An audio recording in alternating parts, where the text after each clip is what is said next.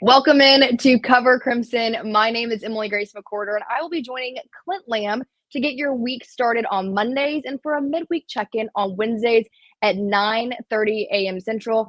I'm happy to have you guys here with us. Make sure you're following us at Cover Crimson on social media for all things Alabama football. Clint, how was the weekend, and did you go play in the snow? I did go play in the snow. It was fun. It was more fun like watching the kids around the neighborhood do the whole sledding thing. I thought about trying it out, see if I could borrow a sled, but I was like, man, I'm not. I'm in my mid-30s. I'm not trying to hurt myself. But it was nice. I enjoy the snow. We don't get it enough, so I guarantee. I think they said another cell's coming through that could Yeah, present next some. week. Yeah, so if that ends up, if you get too many snow days right here close together, I might get sick of it. But right now, I mean, I've always loved the snow ever since I was a kid. So, what about you? Did you have fun in the snow? I did. It was nice. I did go out in it and had a wonderful time. But as I told you before we started filming, snow days are just a little more fun when you're like in middle school and you get school off and you get to go out and play in it with all your neighborhood friends. But it was still fun and it's so pretty to look at. I do prefer being inside and observing the snow than out there in the mix of things. But overall, it was good. I do want to ask you this, Clint, on the topic of the weekend. So a year ago today, actually, was Kalen DeBoer's introductory press conference at Alabama.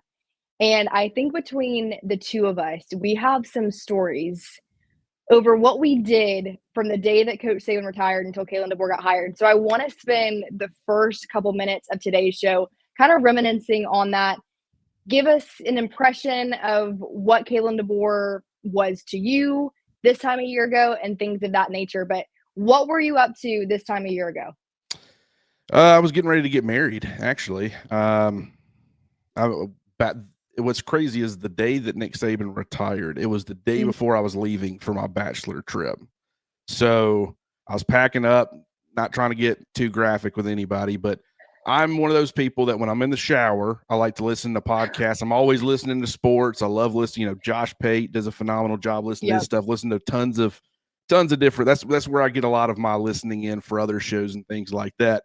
And I had one foot in the shower, and I was about to hit play on a podcast when a notification popped up on my phone from a source that said news is about to break that Saban's retiring. And I'm trying to get my clothes back on, turn the shower off. I'm shirtless. I'm pretty sure my pants are on backwards. But I ran into the office, immediately sat down, and I'm trying to confirm the news. But by Yeah. that point, Chris Lowe had already broken it. And from that point, it was like the next day I leave the entire way down to New Orleans, nothing but trying to figure out, okay, what's happening, talking to sources on the phone. It was, and then of course you're down there and it's like, I certainly enjoyed myself. We had a great time, but every morning it was like, it didn't matter if I was up until 3 or 4 a.m. I was getting up at 6 and I was trying to get at least a couple of hours of work in before we set out for the day. So it was a very exhausting few days there, but it was, obviously everybody was disappointed, but Hmm. it also, there was a lot of it. If there was some newness to it, some excitement, because you didn't know where they were going to turn. And it was, just curiosity about a lot of things. It was a pretty hectic time. And I know it was pretty hectic for you too, because you were kind of boots on the ground, weren't you? Yeah. So, and I'm sure we'll talk about this on the next round today, but it was a similar situation for us. So we had just gotten back from Pasadena, the Rose Bowl, and I'm in the office and things this time of year, they slow down slightly, right? And I remember Dunaway coming out, and it was in between breaks, and he had this feeling. He was like, "I think something's gonna happen today." Or I don't know, but something's gonna happen today. And so there's kind of a buzz in the office, right? Of like, is it gonna happen? And we knew that there was a back to school meeting taking place with all the players because to start the semester off. And so we knew that, but we thought, oh, that's just run of the mill, pretty typical, similar to you. He gets a text, and it's funny looking back, we're all in the lobby, and I wanted to go down there. I was like, "Listen, let me just go. Worst case scenario, I turn around, nothing happens. It's an hour. Let's just have someone there." And Reed Taylor made me sign something. It was a Taziki's bag that I was going on my own accord, and they were not forcing me to go down there. And so I hit the road, And I am on, I guess, 459, and I get a call, and all they said was, "It's happening." And when I tell you, I can tell this now, I think statutes of limitations do exist. I floored it. I was like, "Okay, here we go." And when I got down there, the only indication that anything was happening was they had already set barriers up around the facility. And it was me, and there was one news station there that was already doing a stand up. And over the course of the next few days, it got more crowded and more crowded and more crowded. And I remember going to Walk of Champions and the statue. There were oatmeal cream pies, there was cases of beer, there was, I mean, you name it, everyone was there singing Dixieland Delight, Sweet Home Alabama. And at the time, we didn't know who the hire was going to be. So I was going around interviewing students, saying, who do you want to come to Tuscaloosa? Who do you want the new coach to be? And I'll tell you this, not one person said Kalen DeBoer. And if you would have polled that group, I don't think they would have known who he was, truthfully, because the average SEC fan at the time really had no reason to know Kalen DeBoer besides the fact that he was doing some incredible things at Washington. And I want you to guess who the overwhelming answer was when it came to what coach the student body at Alabama wanted. And I have receipts for all of this, so I'm not making this up. It should have been Dan Lanning just from a familiarity standpoint, but it had to have been Lane, right? It was Lane Kiffin. But to be fair, I was like, hey, if they get Lane Kiffin, it worries me that he didn't like to recruit, the high school level, because Nick Saban did that so well for so long. But I was like, he's a good coach. Is he going to cause problems? Probably in some ways. He's like the polar opposite of Saban. So when you've been covering a program and it's handled a certain way, Kalen DeBoer is a lot different than Nick Saban too. But Lane Kiffin's like the polar opposite. Like a lot of headlines will say things really he's not supposed to. We'll talk trash, we'll poke fun. Nick Saban didn't do any of that stuff. And so, part of me was like, from an excitement standpoint and my main thing was whoever follows has to have zero fear. You can't, be worried about being a Nick Saban shadow because you will get buried under that pressure. And I thought, Lane, I didn't think you would be scared of it. So I will fully admit that Lane, to me, people were asking me about him. I'm like, hey, I don't think they're going to go that route. I don't think the decision makers that be will choose to go that route. But I was fully on board with, okay, if someone's going to follow, have no idea who. Obviously, there were names that were higher on my list, but it wouldn't have been a problem for me. What was your thoughts on Kiffin? Did you just think that was too crazy and too outlandish? It was interesting because I had 1 year under Coach Saban, 1 season really of learning, and I'm so thankful for that because I do think that completely changed how I am as a professional, getting the opportunity to cover him, especially so young, right out of college. And I jump into things, and it's, Coach Saban, and I'll share this story real quick before I answer about Lane Kiffin. When you go to these media Mondays, right? When you head down to Tuscaloosa, Coach Saban did it very differently than what we're used to now. And I think it's fun, to give our audience kind of a look behind the curtain to see what that looks like because you guys don't see kind of what we're up to from Monday to Friday until you see us on Saturdays, really. So, on Mondays, we'd head down to Tuscaloosa, and Coach Saban was really the only coach that spoke. So we didn't have assistants, and you guys are well aware of that. And I head down, and this was probably week 3, I want to say. And the next round had not given me really any obligation to ask a question on that Monday, right? Post game, after, that was when, I'd raise my hand from the back of the room and pray that Josh Maxson really didn't call on me because I was so intimidated by him. But we're sitting there, and I've told Josh Maxson this story, so I feel comfortable sharing it on air with you. And I'm sitting, looking around, and how it works with these moderators that you're all sitting down and there's a podium and you've got the SID that's kind of calling the shots, right? So you have, all right, Clint Lamb, Emily Grace McWhorter, Jim Dunaway. And there's an order to it, and they've got 2 mic people on the sides, and they'll hand you the mic. So you kind of have a 2-question buffer to know when you're going to go next. So I'm sitting there, and all of a sudden, the little mic student appears next to me. And I'm looking around, and I'm thinking, I didn't raise my hand. I am not supposed to have the mic next to me. And I have 2 questions to figure out what I'm going to say to Nick Saban that is standing on the podium that is going to be ready for a question for myself. I blacked out. I did get a question out, but when I tell y'all, like, it was I remember sitting there thinking, okay, there are people whose hands are raised that are not going to get an opportunity to ask their question. I can't give this up. I can't be like, oh, no, no, no, no, please, please don't give me this microphone. And I remember he looked at me and I had that thought of, Emily Grace, you've got to get something out. Like, you have to say something. And I cannot remember what I said. All I remember is that he answered it fully and completely, and I breathed a sigh of relief. And I told Max in that story, and I was like, I don't know why you called on me. He said, I guess we needed more questions. And that was my first in-person interaction with Coach Saban. But I say all of that because then it turns into Lane Kiffin. How do you really, follow that? And I did think it was crazy. I thought that what was interesting to me was looking at all of the Jimmy Sexton moves that were being made for those 4 days. He was getting every single one of his clients, it seemed like, a raise, and it seemed very calculated. And I didn't know where Lane Kiffin would have fallen in with that. I think I was so immersed in covering it that I didn't even give myself a chance to really even guess or assume who it might be, because I was camped out at that airport, spying on planes, following black SUVs to the lake in Tuscaloosa.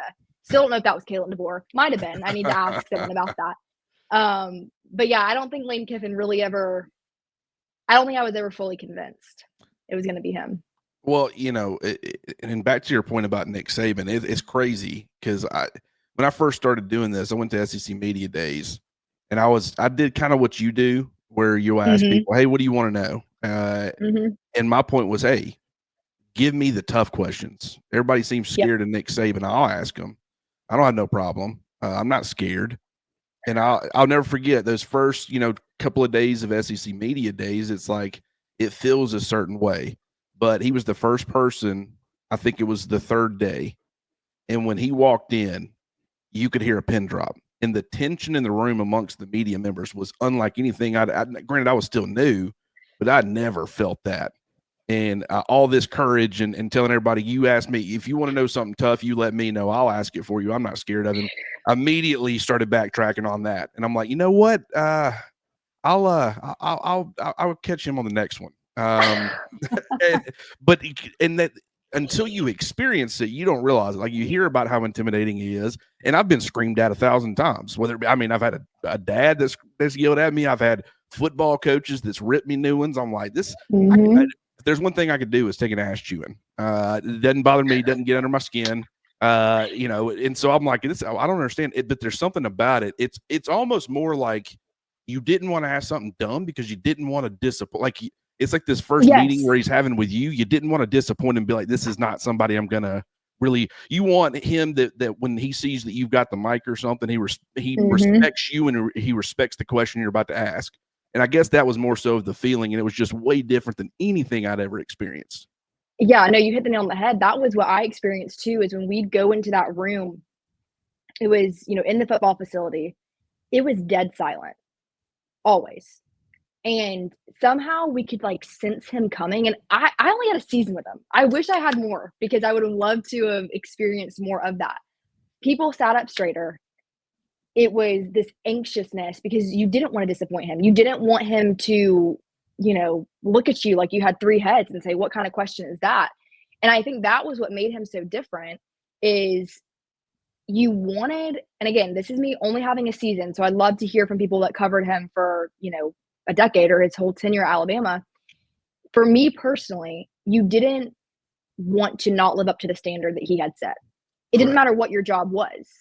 I'm a, infield reporter for the next round, but I could have been, the cleaning lady at the facility, and he had the effect where it doesn't matter what role you have that pertains to Alabama, there's a certain standard that you need to live up to or you need to get out. And I fell in love with that. And that's why I say I'm so thankful to have that season with him, because I feel like that really did, put me on a trajectory that I feel like is going to be beneficial long term. But it was intimidating. And I looking back, when Josh Maxson pointed at me and I said, oh my goodness, here we go. Say a prayer and hope for the best. Yeah, he was definitely one of those guys where you better, I don't know. I've seen people ask questions that was clearly, and it's no offense to them, it was just the question was clearly over their head. I don't know where they get it from, but when he pushed back on anything, you better have some factual stuff ready to, hey, Yeah. you guys have been struggling to cover running backs out of the backfield and tight ends. And then he pushes back on that. He's like, when have we struggled with that? If you don't have about 3 or 4 examples that you can immediately rattle off to back up your claim, he's going to, even though it's 100% accurate, I mean, he's going to make you look like an idiot. And so that's kind of, he handled, but now, like Kalen DeBoer's phenomenal. I mean, Yes. and Nick Saban was phenomenal. There's 2 different styles, and it's kind of crazy. It's more relaxed. You feel like you can ask, some stuff. So it was all about how much can I get out of Nick Saban without it becoming a problem. You wanted to get good, valuable information, and he would present it when you'd ask the right questions. But the assumptions that some people would make, and asking if Talia is going to get playing time that weekend against the Citadel or whoever it is. I mean, it wasn't the Citadel, but it's like, I don't know where you thought that was a good idea, but it was interesting. And then you go to Kalen DeBoer, and DeBoer, I mean, I don't know how you feel about it, but I mean, I still have a huge belief in what he's doing. And some fans are starting to soften on that, some more than others. Other people are still very much in his corner, but people don't know what to make of him. And it's like, I understand it. It's the first time that you've had a first-year head coach that was anything different than Nick Saban in almost 2 decades. Like, a lot of these fans weren't even fans. Like, they weren't even old enough to be fans, or some of them, like, they've experienced that, but it's been forever. Like, but I feel like with what Kalen DeBoer is doing, it didn't matter what the amount of talent you gave him. It didn't matter what he had going in his favor. The way that he does it so different than Nick Saban. That doesn't mean it's a bad thing necessarily. In fact, in most cases, it's not. But it's so different. There was always going to be some transition. And I think what's going to be interesting to watch over the next few months, especially coming into, pro day, spring ball, and then summer camp, fall camp, and then we're to the season again, is how different it will be between this time last year until, his really first time getting comfortable, I would say. Because again, we talk about what we were doing a year ago. This was his introductory press conference on January 13th. And I do want to talk about that, and this is a perfect segue into, let's give a timeline update, Clint, of what football fans, what Alabama fans can expect this time of year, right? With transfer portal windows opening, closing, different recruiting, on-campus visits. You have early enrollees on campus as well. And then you also have, the influx of recruiting. You have coaches that are traveling, and that's kind of kicking off right now. You're seeing a lot more reports of coaches going to different high schools and meeting with different prospects. So what is kind of the overview of what to expect as we round out January here in a couple of weeks? Yeah, so obviously the transfer portal, you don't have to worry about Alabama losing anybody else. That's kind of come and gone. But they're still looking at guys. They're still probably going to be adding some. They could hold off until after the spring. I want to say, I think right now, based off of the roster that I've been keeping up with over at covercrimson.com, I think they have 5 scholarships, true scholarships available. They're sitting at 80, and they need to be under 85 or under. And so they've got some wiggle room. And I'd be curious to look at, who they end up targeting. I wouldn't be surprised if it was an offensive lineman. Like, you get some of these guys in, you got, obviously your 4 offensive linemen that you signed, they're now going to be coming in and enrolling early. So if it's like, okay, Jackson Lloyd or it's Michael Carroll, you should have a pretty good idea of where they're at by the end of spring. And, hey, can they maybe contribute? Do we need to go sign another tackle out of the transfer portal with some experience for some depth purposes, in case something happens to Wilkin for me? Maybe he doesn't develop the way that you want him to, or maybe he gets injured, or maybe something happens with Caden Proctor or whatever.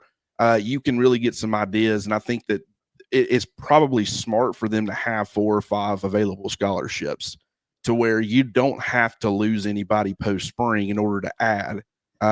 So that is something to keep an eye on. But so the transfer portal, you're still open for business as far as taking in, but as far as guys going out, you can now understand, okay, this is where the roster currently sits. This is what you're going to be looking at for the spring. We're actually going to be talking about that.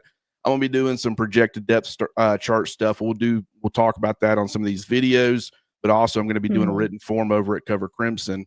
But you know, the early enrollees, a bunch of them, obviously it's increased over the years. That is so beneficial. And you know, Kane Womack actually talked about the benefits of that. Do you remember what he said during the bowl practices?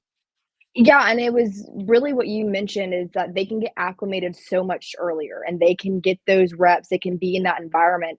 And there's really, and he didn't say this is just my opinion, there's really no downside to it. Obviously, you know, these are younger guys, but giving them that extra time to get to know their teammates, get to know their coaches, get those reps in, it's really beneficial. And we saw it, you know, last spring too.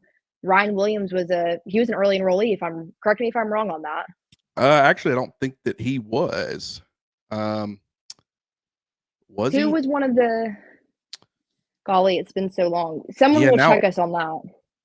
No, yeah, I feel like, man, and maybe what the problem is some of the stuff is running together, like Fan Day and all the fall camp stuff. Some of that feels springish because we just had access for the first time in forever. Yes. And so that's where I'm when I'm thinking back, I'm thinking about Ryan Williams. But I'm like, no, that was in the fall. That was in the fall. Yep. So it might, and he might have been, but I want to say like what made it so incredible is that he did get on campus because he ended up signing in the second signing period, right? Yeah. He held off, and so I think he didn't enroll early. So with that being said, though, the early enrollee period is great. Ryan Williams didn't do it himself, but again, like I said, there's just a lot more time to kind of acclimate. And I saw that Coach Cap, the offensive line coach, posted on his Twitter last night that he was having team dinner with some of those guys that were already there. They had some massive steaks, baked potatoes, the works, things like that. So like we're saying here, it gives them a little bit of time to acclimate, get settled in, especially to college life, academics, things like that. So there's no downside to it, but you're going to see a lot more, you know, postings and, you know, kind of some buzz about these early enrollees coming in. Yeah. And I mean, like you were saying with what Kane Womack said, there's going to be a period for every single player. Now, some they acclimate quicker. It's not as long of a period. It's not as intense as it is for others. Some still have their head spinning through their entire first year, but there's going to be a period of acclimation where everything's new. You're kind of overwhelmed, a lot being thrown at you. I mean, you're essentially, I mean, especially nowadays, you're a professional athlete. I know they call it student athlete, but I mean, it's you're pretty much sleeping, you know, football nonstop. It's all you're doing other than, you know, you're still doing the academic side, but free time's very limited. But if you can get guys in early in the spring, then that period takes place. And then by the time that summer stuff rolls around, that's maybe not as intense, you're kind of ready to hit the ground running a little bit more. And then fall camp rolls around. And really now you've definitely got a good grasp. If you enroll in the summer is, you know, gives you a little bit of an acclimation period where you're kind of getting used to the schedule demands and some of that, but it's obviously not nearly as intense. Coaches aren't involved. And so there's still a little bit as far as kind of that increase or that uptick when you get into fall camp. But if you get guys who enroll prior to the bowl game, then they get to go through that period and experience it and kind of knock it out. And that just gives them that much extra runway. By the time you get to the spring, they've already kind of acclimated, and where the spring can be a lot more beneficial for them as far as development, getting stuff down. And so, you know, Luke Metz and Daryl Johnson and Ivan Taylor, Marshall Pritchett was one. And then, of course, Justin Hill, the pass rusher. You know, all five of those guys were available for the bowl practices. So I think they got a little bit of a leg up on everybody else, but like Keelan Russell, A.K. Deere, Latsier Brooks, Derek Meadows, you know, all four of your offensive line signees, plenty of defenders, them all being early enrollees.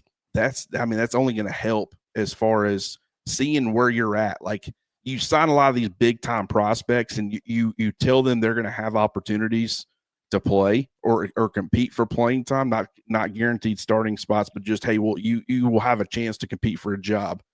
This spring, if they enroll early, then you kind of know where you sit with them exiting the spring, and you know, okay, this guy is true depth right now.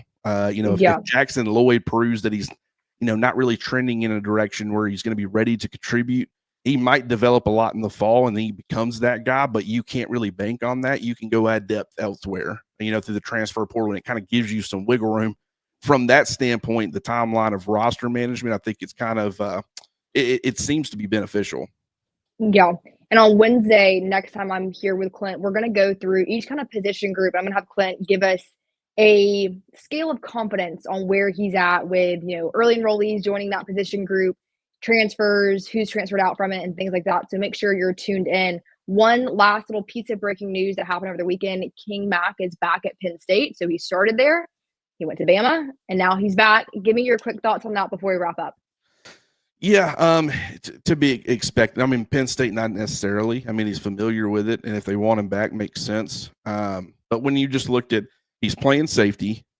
You've got a couple of returning guys that and Zay Mincy is a guy who's contributing.